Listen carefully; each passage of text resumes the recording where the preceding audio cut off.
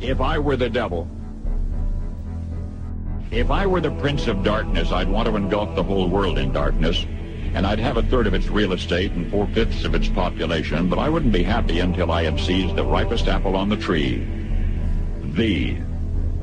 So I'd set about, however necessary, to take over the United States.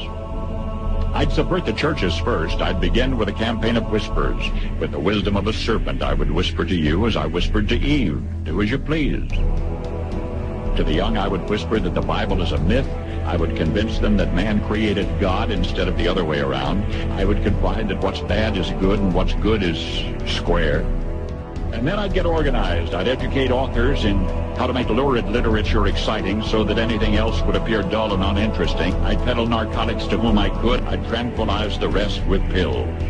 If I were the devil, I'd soon have families at war with themselves, churches at war with themselves, and nations at war with themselves, until each in its turn was consumed. And I'd have mesmerizing media fanning the flames. If I were the devil, I would encourage schools to refine young intellects, but neglect to discipline emotions. Just let those run wild. Until before you knew it, you'd have to have drug-sniffing dogs and metal detectors at every schoolhouse door. Within a decade, I'd have prisons overflowing. I'd have judges promoting pornography. We're talking about 8-year-olds and 9-year-olds and 11-year-olds and 12-year-olds. He's got over 600 images, gobs of video footage of these children. But you say this does not signal a heinous or egregious child pornography offense.